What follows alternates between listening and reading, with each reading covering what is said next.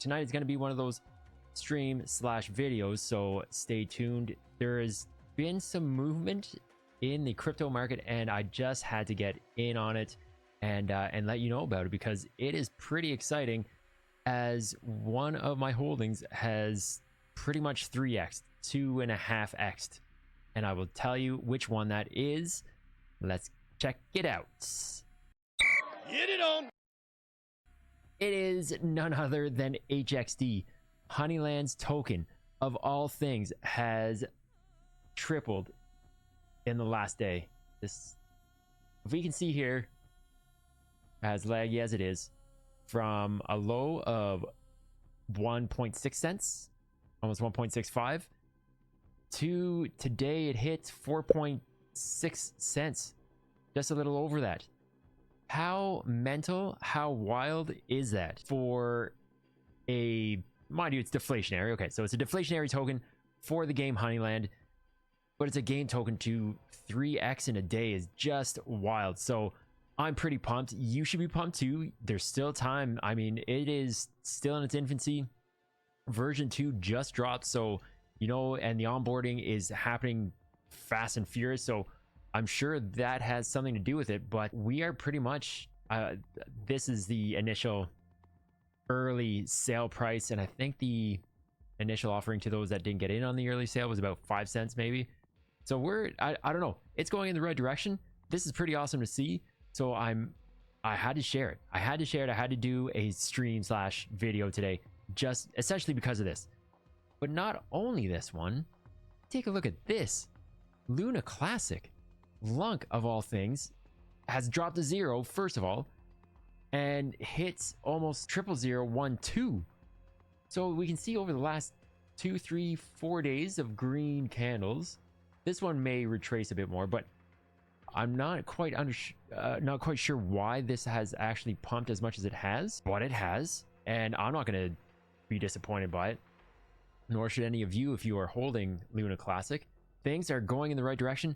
I think it's because yes, CZ, sure, he is out of Binance, but the man that followed up, and I don't know what his name is, so you know, let me know in the comment section below, he too supports Luna Classic and what we're trying to do. So I think that's all positive news. That might mean that the burns will continue, and hopefully it does, and or maybe they'll even increase.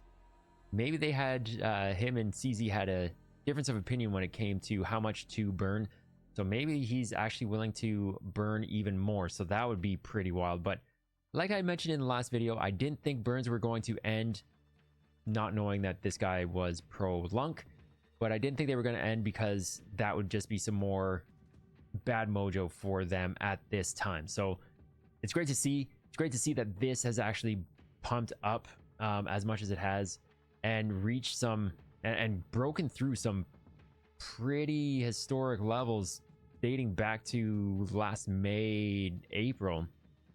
So that's huge. That is huge.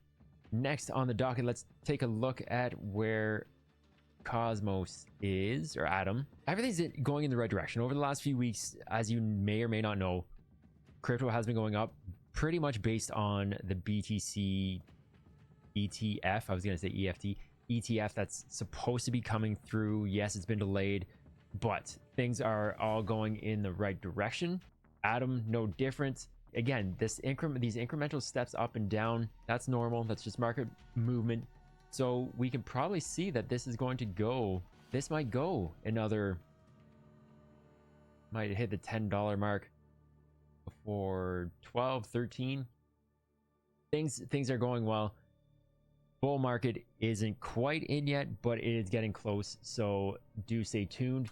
Kaspa, man, this one has just been an odd one to try and follow and try and predict, but this like jolt up, I was really hoping, you know, somewhere in here it might have had a bit of a correction before taking off like it did, but it didn't. It just went out without me. So again, here hoping that there is quite the correction, you know, maybe a Christmas time correction. I'm hoping for one more big correction before things really take off and the altcoin market shoots off. So if that happens, I would think at the 7-8 cent mark might be a good one. Anything lower would be a premium buy, discounted buy. So that is kind of where I'm hoping to pinch in. But if not, we'll see how things go. But Caspa, again, price action, unprecedented. I mean, all-time highs, yada yada yada, hit a high of 14 cents even. No, 15.89. 15.489. Sorry. So anyway, good news there. Crow, look at this monster of a jump. I had these sections marked out down here, so 4 point some cents, jammed all the way up to 12. So that was, again, almost a 3x, 2.5x move in a matter of a couple weeks. So massive moves for Crow. And with Binance where it is, this might actually move a bit more, but it has leveled off. There has been a bit of that retracement, which is expected again. But as far as what we're looking at, so the retracement back down to the 84 cents kind of makes sense into this kind of area of consolidation.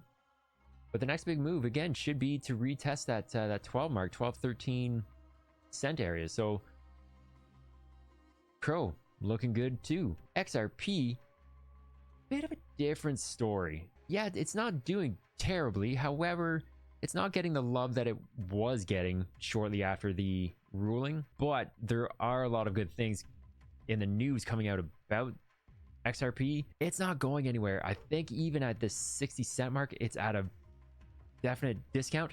None of this is financial advice, by the way. I just want to make sure that is loud and clear. Does it have any room to go down? Yeah, this 53 cent, 59 maybe, 58 possible areas of it to retrace before actually taking off with the altcoin market. But this use case is, I don't know, I think this one is the crypto of cryptos that could potentially take over BTC at some point as far as market cap. I mean, that's wishful thinking, of course, but maybe, just maybe. And last but not least, let's take a quick peek at BTC. Bitcoin has tipped into the 38,000 mark for the first time in months. My goodness, has it been a year?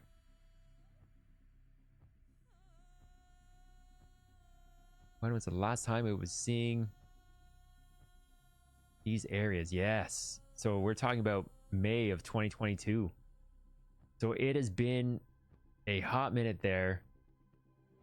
And we can see just this sort of consolidation.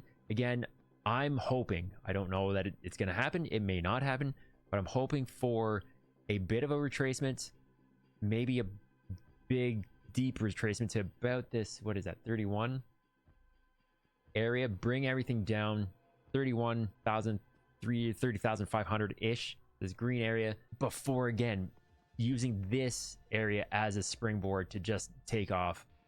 Maybe around the halving, it may do that. So in all likelihood, 34 is, I would say, there's a better chance of it hitting there than 31 to 30.